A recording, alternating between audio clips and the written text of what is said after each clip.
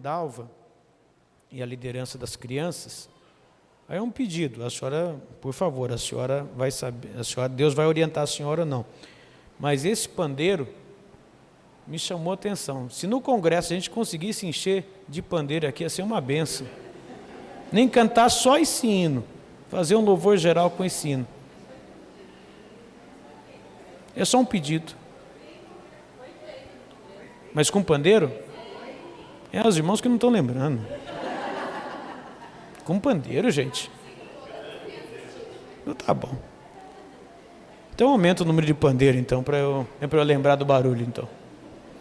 Mas foi lindo, para a glória de Deus. Deus abençoe as irmãs, as professoras. Deus abençoe em nome de Jesus. Salmo 23. O Senhor é o meu pastor, nada me faltará. Deitar-me faz em verdes pastos, guia-me mansamente a águas tranquilas. Refrigera a minha alma. Guia-me pelas veredas da justiça por amor do seu nome. Ainda que eu andasse pelo vale da sombra da morte, não temeria mal algum, porque tu estás comigo. A tua vara e o teu cajado me consolam.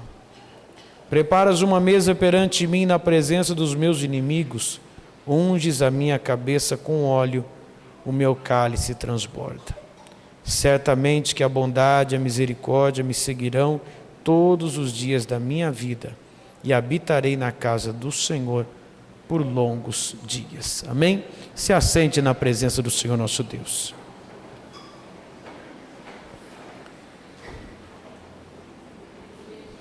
Irmãos, o texto é conhecido, extremamente conhecido. Eu sei que os vários irmãos e irmãs aqui estudam muito a palavra do Senhor. O texto é conhecido.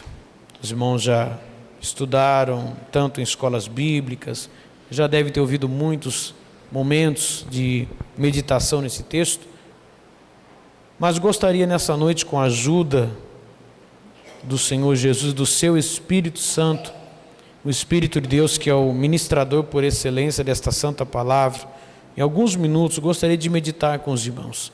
Então peço a máxima atenção, que Deus tenha misericórdia da minha vida, tenha misericórdia de nós e possa me ajudar, que o Espírito Santo me ajude a meditar juntamente com os irmãos nesta noite. O texto nos mostra Davi falando sobre o pastoreio de Deus. Eu lendo esse texto, ou escrevendo esse texto, não tenho o mesmo peso de Davi. Muitas pessoas reconhecem ou chamam esse texto o Salmo do Pastor, né? Uma vez que o Senhor é meu pastor, nada me faltará. Há pessoas que gostam tanto desse texto que acabam idolatrando o texto. Pois é, irmão, idolatria é pecado. Você deixar sua Bíblia aberta no Salmo 23 em casa, sabe o que vai acontecer? A Bíblia vai ficar amarela. A página vai ficar empoeirada. Mas Deus não vai ser o seu pastor. Salmo 23 pendurado na porta de casa não muda nada na vida do crente. Não muda nada. O Salmo 23, como todo texto sagrado, não adianta só estar pendurado, escrito na parede. Obrigado, Deus abençoe. Ou andando no carro, na frase. O pessoal parou bastante com isso, né? Colocava bastante frase, nem carros, né? O pessoal parou bastante com isso. Realmente, agora eu estava percebendo a verdade. Muita gente parou com isso. Não vai mudar nada se nós não tivermos de fato isso. Davi, ao falar de pastor, ou ao se referir de Deus como seu pastor, o peso é muito maior do que eu falando, porque Davi vivia, ou ele vivenciou isso. Davi foi literalmente pastor de ovelhas. Não é pastor no contexto eclesiástico que nós conhecemos, mas é literalmente uma profissão que Davi tinha no início da sua vida. E diga-se de passagem que, biblicamente falando, ser pastor de ovelhas antigamente, ou na profissão de pastoreio, nos dias de Davi, do Antigo Testamento principalmente, não era lá aquela profissão das melhores. Portanto, em um pai de família, quando ele pegava um dos filhos para ser pastor de ovelha, normalmente não era aquela coisa assim tão concorrida, em que o pai fazia assim, quem quer ser pastor de ovelha, e fazia um sorteio, né? Fazia aquela coisa assim, tinha ficha de inscrição, filho brigando com um para ser, não. Porque ser pastor de ovelha, literalmente falando no sentido da profissão, exigia muitas vezes estar fora de casa. Então, o pastor de ovelhas da família, muitas vezes ele não estava em casa naquele famoso café da manhã. Ele não estava em casa, às vezes, quem sabe, no almoço. Ele não estava em casa, quem sabe, em momentos que a família estava ali, reunida, a mãe com os filhos conversando, enfim, ou o pai mesmo ensinando os filhos. Porque o pastor de ovelha, literalmente falando, ele tirava a ovelha ou as ovelhas que o pai tinha e levava para outros lugares. Por que para outros lugares? Porque precisava dar alimentos para elas. E nem sempre, obviamente, teria ali. Então, muitas vezes, para ser pastor de ovelhas, naqueles dias, ou ainda séculos antes, era normalmente a profissão que muita gente não queria. Por isso que José e outros servos de Deus foram agraciados com alguns momentos na sua história. E Davi, portanto, na sua história de vida, ele também foi, se é possível dizer, agraciado, quem sabe, com essa profissão, se é possível dizer assim. Graças a Deus chegou o nosso pastor, chegou nessa noite nosso pastor presidente, nossa pastora, chegaram. Com a autorização do nosso pastor, a gente está continuando ainda. Então, ser pastor de ovelhas naqueles dias não era das melhores opções. Tanto que Davi, possivelmente, também já não era muito bem quisto pela família, e aí deram para ele isso daí. Mas o peso de Davi escrever sobre isso é muito maior do que o meu, óbvio, porque eu não sei se alguém aqui já teve essa oportunidade de literalmente você ter 4, 5, 6, 10 ovelhas, não sei, e você sair pastoreando. Não estou falando em termos eclesiásticos, irmão. Não estou falando de ser dirigente de igreja, não. Eu estou falando de literalmente você pegar aquele animalzinho, ovelha, e você sair guiando, você sair conduzindo, saindo alimentando, cuidar dela, que dá um trabalho enorme. Então Davi sabia o que era isso. Davi vivia isso. Davi, ele passou dias ou noites fora de casa acompanhando as ovelhas. Davi sabia o que era ter uma ovelha teimosa. Ele sabia que as ovelhas, elas se distraíam muito fácil, se perdiam facilmente. Davi sabia que as ovelhas em si eram, de certa forma, débeis no sentido de uma autodefesa, precisavam de muita ajuda. Davi sabia que ser pastor de ovelhas dava trabalho. Davi tinha experiência do que é estar pastoreando ovelhas, e naquele momento que você está pastoreando, de repente, lobos vêm, ursos vêm para matar uma ovelha. Davi sabia que enquanto a ovelha estava sendo pastoreada, ele precisava estar de olho. Davi sabia que a ovelha não conseguia comer sozinha. Isto é, ela não conseguia escolher os seus alimentos da maneira correta. Precisava ser guiada. Quando Davi escreve esse salmo, ele está falando da experiência dele. Mas mais do que isso, ao olhar para a sua experiência de trabalho, ele se coloca como ovelha. Aquela ovelha talvez que se desgarrava, que saía, que ficava fraca. A palavra do Senhor nos mostra que há vários tipos de ovelha. Isso está na Bíblia, viu, irmão? Ninguém fique achando que eu vou inventar. Está na Bíblia.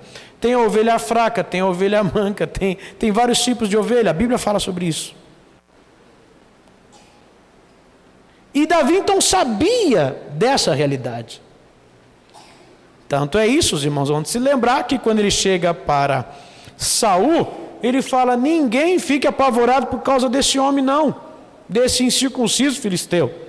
Porque eu, quando era pastor de ovelhas, ou pastoreando as ovelhas de meu pai, os ursos e os leões vinham e eu guerreava. Então no Salmo 23, o verso 1, ao dizer: o Senhor é o meu pastor, Davi está fazendo uma análise daquilo que ele sabia, daquilo que eu não vivi ainda, daquilo que talvez ninguém ainda viveu aqui ainda, de ter um animalzinho que dá trabalho, que você tem que cuidar, que você tem que alimentar, e que o inimigo, por incrível que pareça, o animalzinho que dá trabalho, que você tem que alimentar, o inimigo se levanta porque quer matar e você tem que defender. Davi sabia disso. Então Davi escreve: o Senhor é o meu pastor. Davi estava dizendo: Deus, às vezes eu sou aquela ovelha, ou se ele não disse, eu digo nessa noite, de mim mesmo. A ovelha às vezes teimosa, irmão Hércules. A ovelha fraca, presbítero Gabriel. A ovelha que não entende. A ovelha que se desraga. A ovelha que sai. A ovelha que se perde. A ovelha que se decepciona. A ovelha que pensa em parar. Mas Davi fala assim: o Senhor é o meu pastor.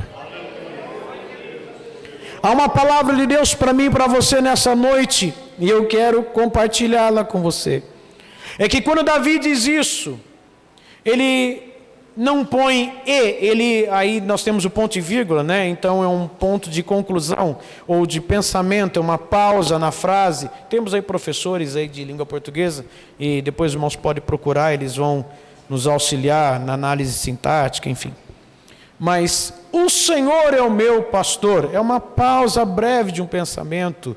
E aí a frase nada me faltará é uma conclusão daquilo que você está falando. Davi está dizendo assim: o Senhor é o meu pastor. Qual é a conclusão disso de você ter Deus como seu pastor? Eu tenho. Qual é, Davi? Não vai me faltar nada. Nada. Então Davi conta da sua experiência, de certa forma, se é possível dizer. Ele fala assim: olha, eu vou precisar de pasto verdejante, mas Deus me faz deitar nesses pastos. Presta bem atenção, irmão, isso é para mim e para quem quiser entender.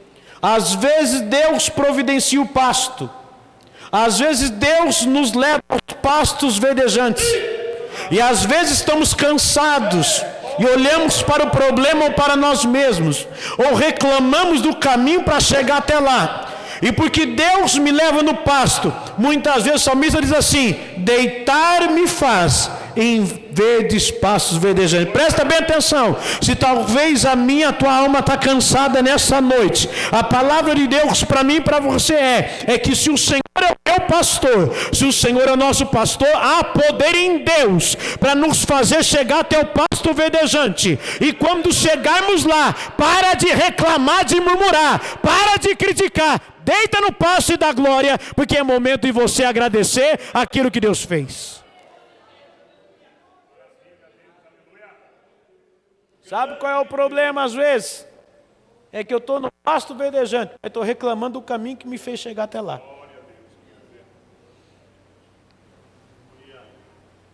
Deus traz ao pasto verdejante, o que a gente fala: mas para chegar até aqui foi uma luta. Irmão, mas você chegou. A minha alma está cansada, Deus. Mas você não está no pasto verdejante? Mas para chegar aqui lutei tanto, sofri tanto, eu não aguento mais. Irmão, você não está no pasto verdejante? Deita. Descansa. Você está entendendo o que eu estou falando em nome de Jesus, senhor? O inimigo tem contra a minha vida, meu Deus, quase morri. O diabo se levantou, quanta seta, quanto problema, é enfermidade, é desemprego, é luta em casa, é trabalho. Meu Deus, não sei como cheguei até aqui, mas você chegou, porque o Senhor é o meu, teu pastor. Então não reclama, não murmura. Se está no pasto, adora, dá glória e exalta o nome de Jesus, porque Deus me faz e te faz repousar na sua presença. Há descanso em Deus para a tua alma batida.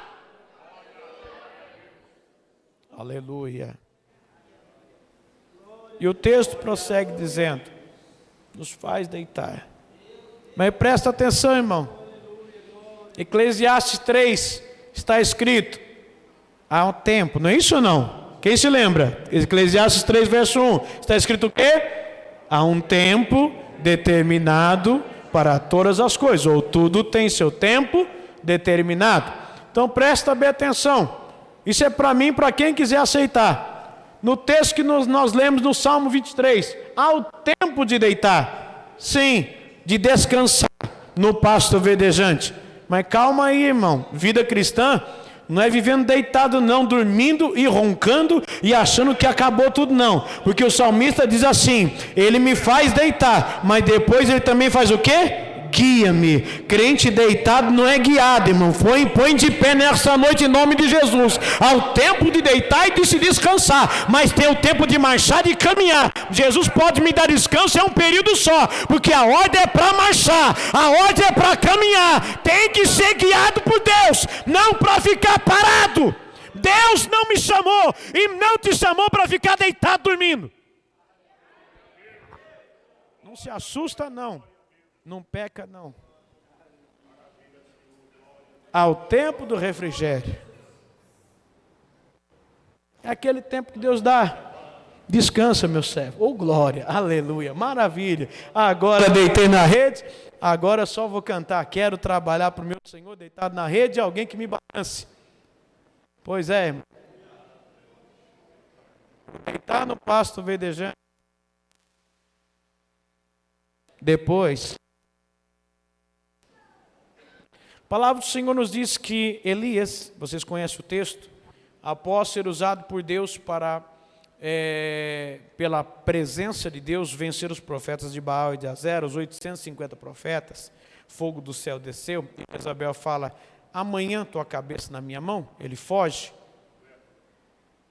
E é interessante quando vemos o texto, porque há um desespero em Elias. Elias fica desesperado, ele foge. Deus vai de encontro a Elias, isso é misericórdia, irmão. Isso é bondade. É isso que muita gente não entende. Porque Deus vai atrás de nós, quando nós nos desgarramos, porque Ele é pastor. Aleluia, Jesus. Alguém fala, porque Deus não deixa um desviado ir para o inferno. Presta bem atenção na frase que eu falei, para não sair dizendo depois que não tem desviado no inferno. Tem sim. Mas porque Deus, que eu estou tentando dizer o seguinte, porque Deus, o camarada sai e fala, se vire, vai. Por que Deus não faz isso? Deus insiste, Deus vai atrás, usa alguém, usa uma pessoa, usa situações para que volte. Agora, se inevitavelmente a pessoa disser não quero, vai chegar uma hora que infelizmente vai para o inferno mesmo. Porque Deus vai atrás. Porque Ele é pastor. Porque nós errados, Deus ainda fala com a gente. Porque Ele é pastor. E ao falar comigo ou com você, mesmo estando errados, nunca significa que Ele aprova o meu e o teu erro. Mas é Ele dizendo, vem ovelha, eu estou falando com você porque eu te amo. E eu quero te trazer de volta para mim. Eu estou falando com você, eu não estou falando porque eu aprovo que você está errado. Eu não aprovo o teu erro. Mas ao falar com você porque eu te amo. É porque eu te amo e eu quero você se arrependendo e voltando para mim. É por isso que Deus fala. Ainda bem que o Senhor é esse pastor. É interessante, irmãos, quando nós vemos tudo isso. Esse guiar, o ser guiado por Deus mansamente a águas tranquilas, essa forma que Deus faz, que Deus guia, que Deus trabalha e que Deus age. E é isso que Elias vivenciou. Quando ali, o anjo chega e fala: come, Elias. Ele levantou-se, comeu, bebeu e voltou a deitar. E o anjo acorda e Elias fala: come o resto, come tudo, porque grande é a caminhada. O Deus que é pastor, Ele é suficiente. Ele traz consigo a sua suficiência. Se você observar em Gênesis capítulo 17, versículo 1, Deus fala com Abraão. E é interessante como Deus trabalha da forma que eu não entendo. Não sei se os irmãos, eu creio que os irmãos são muito mais inteligentes do que eu. Eu tenho uma dificuldade muito grande de entender como Deus trabalha. Mas os irmãos creio que são mais inteligentes. Mas em Gênesis 17, 1, olha o texto. Sendo, pois, Abrão, da idade de quantos anos? Não ouvi quantos anos? 99 anos. Pois é. Olha só, em Gênesis 12, versículo de número 1, Deus chama versículo 4. Em Gênesis 12, 4, está escrito o quê? Assim partiu Abrão como o Senhor lhe tinha dito, e foi Ló com ele, e era Abrão da idade de 75 anos. Volta lá em Gênesis 17 de novo, por favor. Quantos anos o homem tinha? 75, em Gênesis 12 e agora em Gênesis 17. Quantos anos? Vai lá, rapidinho para a gente, por favor, Samuel, obrigado. Gênesis 17, Samuel, 99. Pois é, em Gênesis 17, Deus ainda não tinha cumprido a promessa.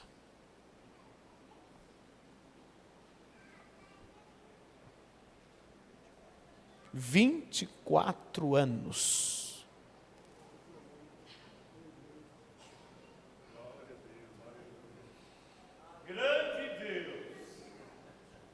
O homem tinha 75 e disse: sai da tua terra, da tua parentela e da casa de teu pai para o lugar que eu vou te mandar, e farei de você uma grande nação. Pois é, em Gênesis 17, o homem tinha 99 anos, 24 anos se passaram. E cadê Isaac? Cerca de 13 anos que Ismael já tinha nascido. Mas cadê Isaac? E aí o texto diz assim: eu sou o Deus Todo-Poderoso. Eu sou o Deus Todo-Poderoso. Anda em minha presença e ser perfeito. Depois você pesquisa com mais tempo. A expressão El Shaddai, claro, é Todo-Poderoso. Algumas outras versões tratam Senhor dos Exércitos, mas é o sentido de todo poder. Ter todo o poder, detentor de todo o poder, estar nas mãos. É autossuficiente. Em outras palavras, El Shaddai também pode ser entendido como aquele que é suficiente. Isto é, Deus é suficiente. Ele é autossuficiente, por si mesmo ele é autossuficiente. Em outras palavras, Deus estava dizendo para 99 anos, mas eu ainda não perdi a questão. Eu ainda estou no controle e eu tenho todo o poder de fazer aquilo que eu prometi para você. Você está caminhando comigo 24 anos. 24 anos nós estamos andando junto. Você ainda não viu o que eu disse que vou fazer. Mas fique em paz, porque eu ainda vou fazer aquilo que eu falei. Eu não sei se você pode crer nesta noite, isso é para mim e para quem crê. Caminhar com Deus muitas vezes é desafio. É você e eu estarmos na prova, na luta, no problema, na doença, seja o que for. Mas o Deus que é suficiente, o Deus que é todo-poderoso, o Deus que é o pastor dos pastores, não nos desampara, não me desampara. O que Deus quer de mim, Deus quer de você, é caminhar junto. O que Jesus está me chamando nesta noite para dizer: ovelha, vamos caminhar junto, porque enquanto eu estiver sendo guiado, enquanto Deus for o meu pastor, enquanto Jesus for o nosso pastor, haverá uma história, haverá milagre, haverá algo sobrenatural. Deus vai marcar minha história, Deus vai marcar minha casa, Deus vai marcar este lugar, Deus vai marcar a tua vida. Caminha com Jesus, sai do conforto, sai da zona do conforto, vai para a oração, caminha, ovelha. Saramanto recanto sobre a labradai suidequevias.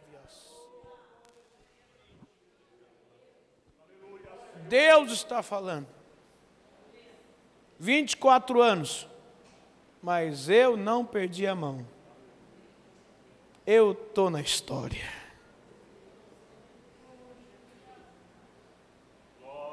Davi entendia disso. Do que é ser guiado por Deus. Ser ovelha de Deus.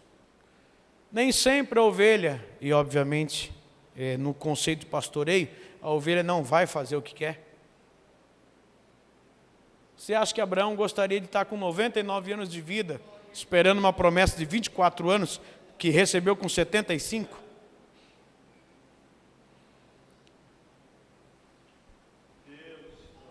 Você acha que Abraão sonhou isso para a vida dele?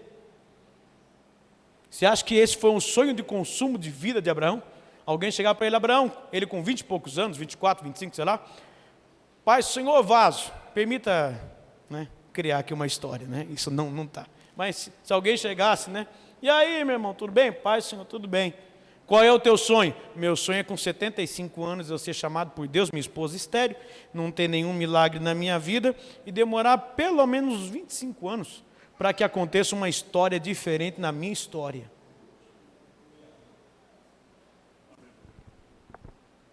Ser ovelha é caminhar com o pastor. Ser ovelha é ter a vida marcada pelo pastor. Eu estou falando, irmão, no sentido espiritual. Todos estão me entendendo nessa noite em nome de Jesus? Amém, irmãos? Todos estão me entendendo. Estou falando no sentido nosso com Cristo, nosso com Deus. Davi entendia isso. Por isso que ele fala que seria guiado mansamente a águas tranquilas e que ao chegar nessas águas haveria refrigério. Alguém aqui, por gentileza, não me leve a mal a pergunta que eu vou fazer, por gentileza, por favor. Alguém aqui já passou bastante calor? Levanta a mão, por gentileza. Por alguma razão, todo mundo, isso é óbvio. Nas mais diversas formas, seja no trabalho, às vezes na igreja aqui, quando enche aqui, a gente fica balançando, Você fica suando, transpirando, parece um rio, uma cachoeira, Você já teve experiência, quando você está com muito calor, alguém vem e te dá alguma coisa que você ou toma e aquilo alivia você? Vou dar alguns exemplos. Você está com um baita calor, chega alguém e te dá uma água fresquinha, gostosa. Você toma aquela água, qual é a sensação? Qual é a sensação? Uma alegria, oh glória, graças a Deus. Você chega em casa, suado, cansado, vai lá, toma um banho, qual é a sensação? Descanso, uma alegria. Presta bem atenção, irmão. Isso é para mim e para quem quiser entender. Leia o texto ali, Salmo 23, verso 3, parte A. Está escrito o quê? Não foge não, irmão, por gentileza. Está escrito o quê? Obrigado. Para ter refrigério na alma, a alma tem que estar com calor antes.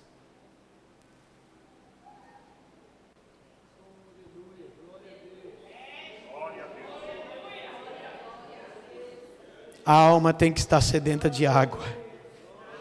A água tem que estar clamando por algo que não tem.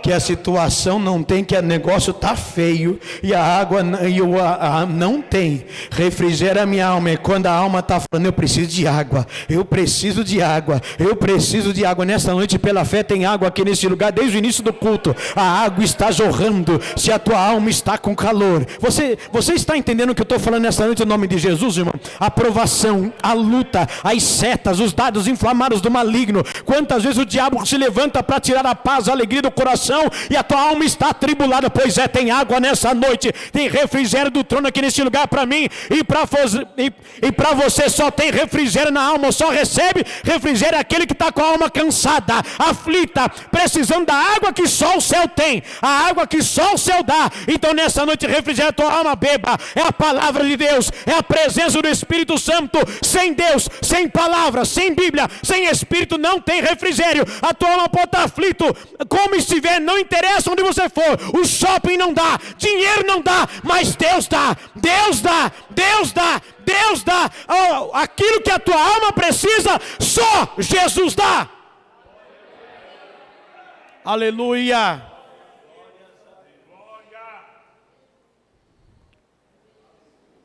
Guia-me pelos caminhos ou veredas da justiça. E ao fazer isso, não é porque eu sou bom não, sou atrapalhado para chuchu, mas ao fazer isso, o Senhor não está fazendo porque eu sou bom não, o Senhor não está fazendo porque eu tenho cargo X, Y, Z, porque tem tanto tempo de igreja, porque tem curso disso, daquilo, porque toca, que canta, que prega, não sei o que lá. Ao ser guiado pela justiça, ou nas veredas da justiça, o Senhor está fazendo por causa do teu nome.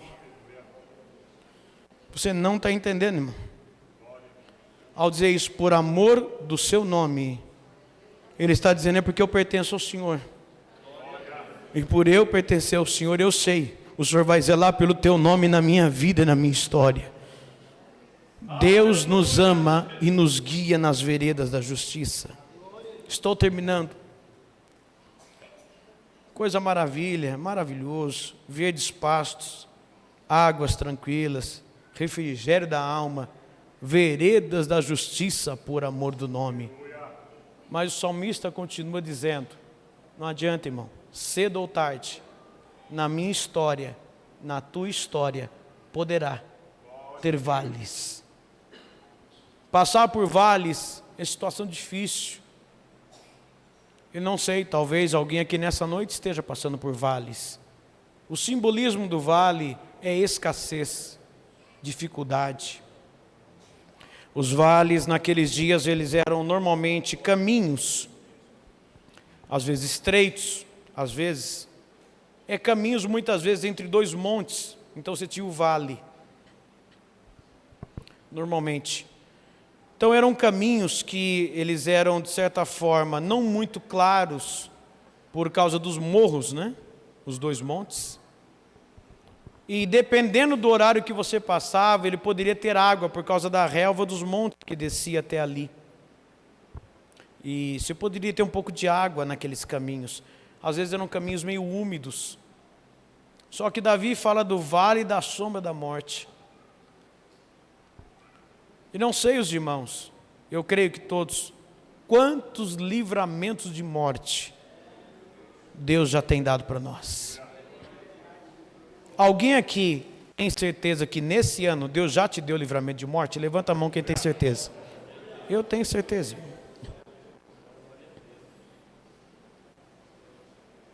Até posso testificar aqui.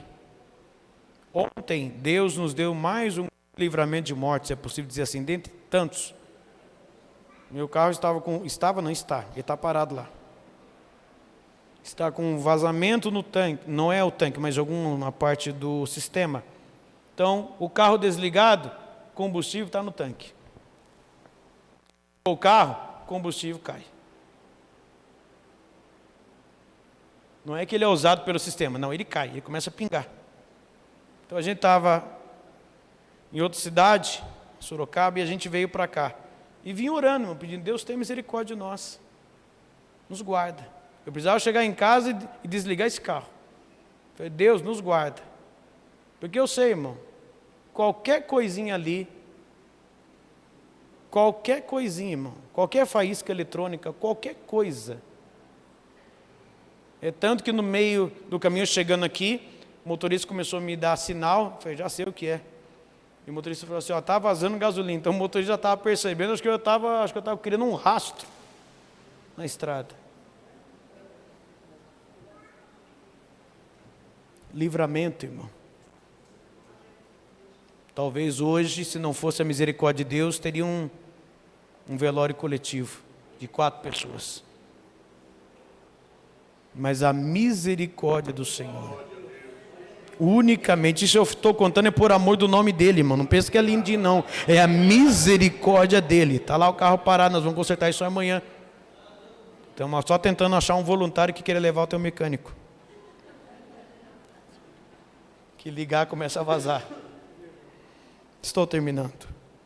Ainda que eu andasse pelo vale da sombra da morte, não temeria mal algum, porque tu estás comigo. A tua vara e o teu cajado me consolam. O pastor usava a vara muitas vezes, ao contrário do que muitas pessoas pensam, né? Às vezes acham que o pastor pegava o cajado e dava na cabeça da ovelha. O cajado normalmente não era para bater. O cajado, então quando você ouve assim, irmão, dá uma cajadada, né? Isso aí é força de expressão, mas o cajado não era para bater na ovelha. O cajado muitas vezes tinha 2 funções, né? Ele tinha aquele gancho, então você tirava a ovelha do buraco. Por que tinha o gancho? Porque a ovelha caía facilmente no buraco. Você acha que isso mudou, irmão? Você acha que isso mudou, irmão? Olha para mim aqui, igreja. Isso mudou? Então, o cajado tinha um gancho. Não era para que o pastor apoiasse, não. O gancho era proposital, que dava a cabeça ao meu pescoço. Então, ele vinha, muitas vezes caía. Então, pegava a ovelha por aqui e tirava do buraco. O cajado é para isso. E também para combater, muitas vezes, animais, porque ele era mais forte, mais duro.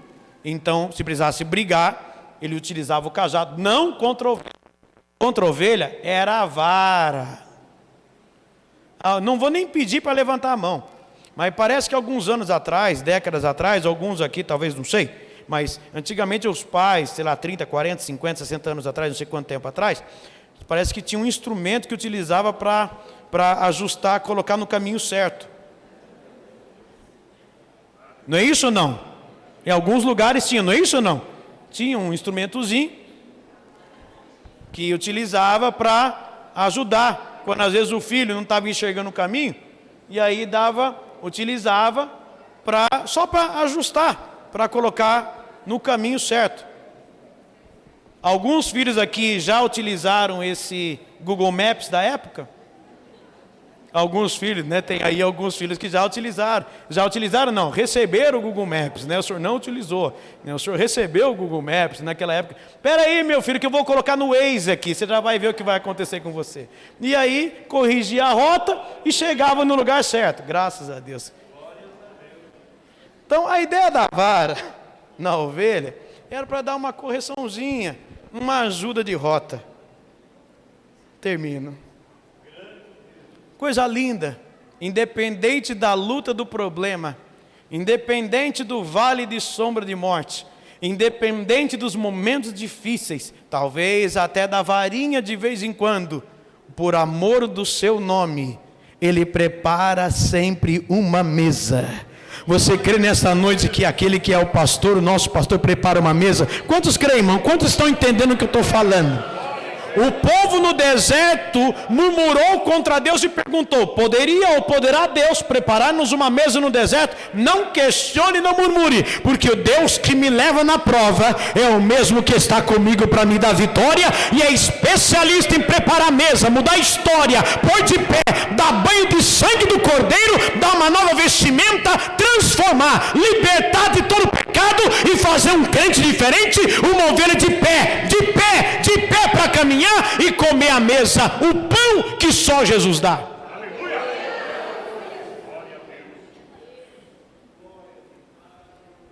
Mas não tem jeito, mano. Sem unção não dá. Você pode comer, pode caminhar, pode fazer o que for, mas precisa de azeite. Unges a minha cabeça com óleo e meu cálice transborda. Termino. O salmista entendeu tudo isso. Ele fala: eu vou terminar, Deus. Qual vai ser o fim da sua vida, salmista, desse jeito? O fim da minha vida, por favor. Verso 6. qual era a previsão de Davi para a sua vida no Salmo 23? Qual era a previsão de Davi para a sua vida no Salmo 23? Qual era? Certamente. Como é que é? Certamente que há bondade e há misericórdia me seguirão todos os dias da minha vida. E aí, Davi, você vai fazer o que quer? Você vai estar no shopping? Você vai estar dando rolê por aí? Não. Habitarei na casa do Senhor por longos dias. O inimigo pode se levantar contra mim e a tua vida, dizendo: vou acabar com ele, vou acabar com ela, vou acabar com a família, vou acabar com tudo. Mas há poder no sangue de Jesus, há poder no nome de Jesus. E o que Deus fizer na minha e na tua história, não é para ficar dando rolê e ficar virando por aí, parece que não sabe o que tem que fazer. É para estar na casa sabendo que a bondade e a misericórdia nos guia, ela nos segue. Estamos aqui pela bondade. O que é isso? Deus dá porque eu não mereço. Misericórdia. Deus não dá o que eu mereço. Pela bondade, Deus nos abençoa. Pela misericórdia, não nos mata. É isso que eu quero dizer. Pela bondade, Deus nos abençoa. Por ter misericórdia, não nos mata. Se coloque em pé, por favor, em nome de Jesus. Quero orar por ovelhas neste momento. Que o inimigo talvez esteja andando contra a tua vida. Vem aqui à frente em nome de Jesus. Se tiver alguém que quer aceitar Jesus, voltar para Jesus, hoje é noite de salvação. Jesus, Deus quer ser o teu pastor. Se você está afastado, fraco na fé, entristecido, uma seta, alguma coisa aconteceu, se você quiser, vem aqui à frente, nós vamos orar agora pela tua vida em nome de Jesus. Quero orar as ovelhas de Cristo, em nome de Jesus. Mas se vier, vem rápido, irmão. Senão eu já vou fazer oração geral, em nome de Jesus. Hoje, Deus quer trabalhar na tua história, na tua vida, no teu coração. O Senhor quer trabalhar dentro da tua alma, se eventualmente algo estiver acontecendo. Deus quer mudar tudo que estiver acontecendo de mal. O Senhor quer trabalhar e perdoar pecado. Se alguém quer receber Jesus, hoje é noite de salvação. Ser pastoreado por Deus é diferente, amém? Se não há, oremos ao Senhor. Levante suas mãos neste momento em nome de Jesus. Que a presença do Senhor se acompanhe ou nos acompanhe. Senhor Deus e Pai, em nome de Jesus, falo contigo agora. Senhor, eu me rendo aos teus pés. Reconhecemos, Senhor, que nada somos, nada temos e nada podemos. Senhor, Tu és o nosso pastor. Nos ajuda, Senhor, ó Deus, a caminhar e ao longo deste ano, Senhor, quantos livramentos o Senhor já nos tem dado. Repreenda todo mal, toda barreira, todo impedimento, toda frieza espiritual. Deus, se há necessidade de haver libertação, liberta. Se há necessidade de haver transformação, transforma. Se há pecado oculto, revela. Mas eu te peço, age, Deus, age no nosso meio. Age, meu Deus, neste coração, nesta vida, nas nossas vidas, nos ajuda a caminhar. Renova a esperança cada dia mais, Senhor. Assim como o Senhor foi com Abraão, Isaac e Jacó. Assim como o Senhor tem sido com os teus servos ao longo da história. Sê conosco, nos pastoreando. Ó Deus, eu te peço em nome de Jesus que o teu Espírito Santo, a barreira, todo eu, tudo aquilo que não te agrada, ó Deus, todo o nosso eu, caia por terra em nome de Jesus, que sejamos pastoreados por Ti. Repreenda, Deus, todo comodismo, tudo aquilo que não te agrada, todo pensamento contrário, carnal, humano, espíritos malignos, pensamentos que não te agradam, caiam por terra o pecado. Pai, quebra toda a cadeia, todo jugo e nos ajuda, em nome de Jesus. Eu te peço, por amor do teu nome, resgata-nos, Senhor. Se há necessidade hoje de haver resgate, resgata, Senhor. Se há necessidade de haver restauração, restaura hoje. Se há necessidade, Senhor, de dar um banho com o sangue de Jesus, lava esta ovelha, Pai, em nome de Jesus. Liberta, repreenda tudo tudo que não é de ti, Pai, e nos põe de pé, no pastoreio, no rebanho, alegra-nos, nos enche de ti, haja azeite, haja unção, haja poder, Espírito Santo, age em nossa vida, age na família, age no pai, age na mãe, age no filho, na filha, no jovem, enche, Espírito Santo, nos põe de pé, Espírito, enche-nos de ti, nos ajuda, Espírito Santo, a sermos pastoreados em nome de Jesus, em nome de Jesus. Espírito de Deus, em nome de Jesus, age na nossa vida e nos ajuda nesta caminhada de luta, de problemas, de dificuldades, que nunca percamos o prazer, a necessidade da nossa alma de sermos pastoreados por ti, pela palavra, pela tua presença. Espírito de Deus, põe-nos de pé, eu te peço em nome de Jesus, amém. Ainda em pé, irmãos, retorne o microfone ao nosso pastor.